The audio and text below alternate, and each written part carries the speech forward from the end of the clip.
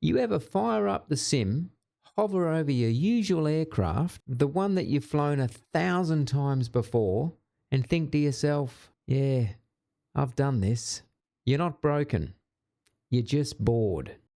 For a lot of us, especially if you're a bit more experienced in years, flight sim can quite easily turn into the same aircraft at the same airports, flying the same locations. So today, I want to show you 4 completely different ways that you can enjoy this hobby so you can get past that "I've done this" kind of feeling and look forward to pressing fly again.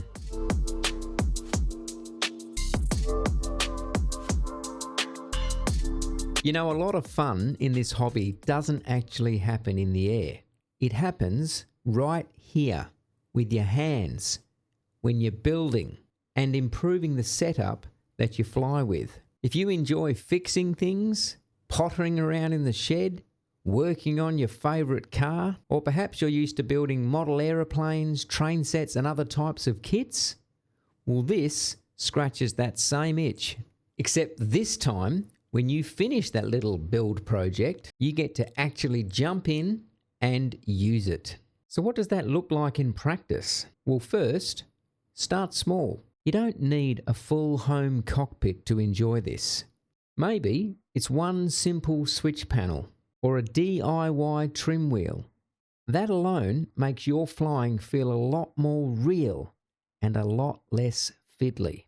Secondly, you can tinker with comfort. Work on your ergonomics, get your seating right, sort your monitor, position, height, size, get your camera presets working, track IR. These simple, small, quality of life tweaks that mean that you can now sit for extended periods without your back, neck, and certainly your backside screaming at you. So if you like the idea of tinkering and tweaking, maybe in the evenings with a nice cup of tea or your favourite beverage, this might actually be one of your favourite ways to enjoy the sim.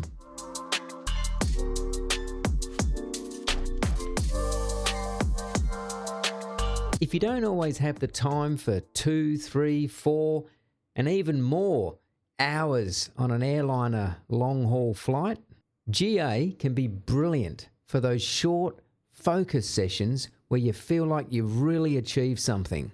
Firstly, you can use GA for quick local flights and, importantly, practicing those circuits. Pick your local airfield or somewhere that you know in real life and just sit there for 20 or 30 minutes of proper flying. A short hop to the next airfield that's close by, or a quick flight over a landmark that you recognise. You'll still get the satisfaction of taking off, navigation and landing, but you're not locked into a huge session. Second, and this is one of my favourites, turn those landings into little skilled mini games. And in fact, Microsoft Flight Simulator 2024 has a whole plethora of landing challenges where you can compete, which is really cool. But if you don't want to participate in the landing challenges, we'll see if you can do it yourself. Bring it back to your local airfield and see if you can replicate at least 3 good quality landings. Limited floating, no bouncing, and hopefully holding it on centerline. Or for a bit more of a challenge, dial up the crosswinds and see if you can land it in a gusty condition. Or go and find another regional airport somewhere that has a runway that's a lot shorter than what you're used to and see if you can pull it up in time. Thirdly, go adventure style. We are talking bush strips here and rough airfields. Grab that little bush plane, head out to a remote airstrip in the middle of nowhere and see if you can't get in and out with the valleys and the creeks and the peaks and troughs. It is a lot of fun. In fact, so much so that recently flying through the valleys around Idaho was so much fun. Just flying low and slow with the small cub aircraft as you wind your way through and eventually trying to work out that you don't get cornered, because it can happen, and in fact it did happen to me. And finally, if you fancy something a bit different, try the seaplanes. Let me know how you are when you try and take off from water, or even better, land on the water, especially when that water's not calm. And if you want more of a challenge, dial up the wind And now you'll see the white cap starting to appear on the water. It gets very hard very quickly.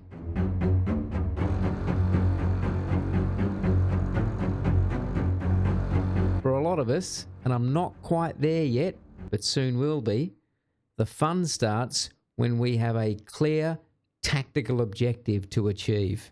Take off from here, hit that target, and get home in one piece. Combat sims like DCS are built around missions and online multiplayer, not just go for a wander and see what happens.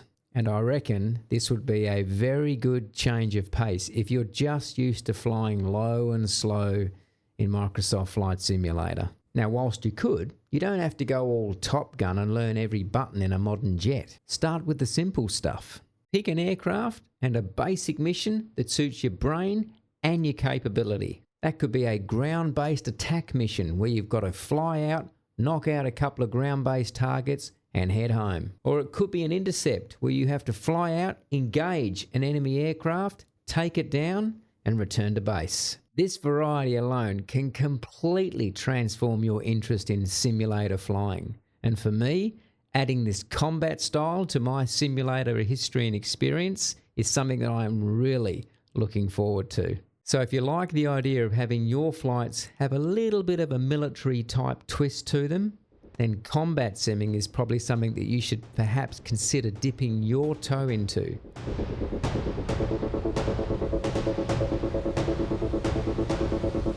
There's a little competitiveness in all of us, even if we won't admit it. And fortunately, Microsoft Flight Simulator 2024 can tap right into that. Instead of those long cruises, you can do several sub 5-minute runs, quick and fast. Thread yourself cleanly through the pylons. Keep the speed up. Bank, turn, shaving tenths of seconds of your previous times. I'm talking about the Red Bull air racing. This is fast, high-intensity action. And the good bit with this is you're not just seeing how well you've done, but you're comparing yourself to that online global leaderboard. How far away you are from those top guys, and more importantly, just how well you compare against your online friends. So suddenly, it's not just that, oh, that felt good kind of feeling. It's the, oh, I've just jumped ahead of Steve. He's going to love that. Not. So you can keep this really targeted and really focused. Pick an aircraft, pick one of the Red Bull courses, and practice it over and over again. See if you can get that time down. Refine those lines.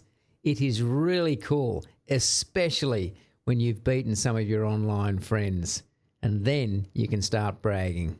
So if you like a bit of friendly rivalry, well then the Red Bull air racing is a great way to get that competitive part into your sim flying. So there's a few different ways that you can enjoy flight simulation perhaps differently from the way that you have before, and get you away from that traditional A to B type flight that you might be so well used to.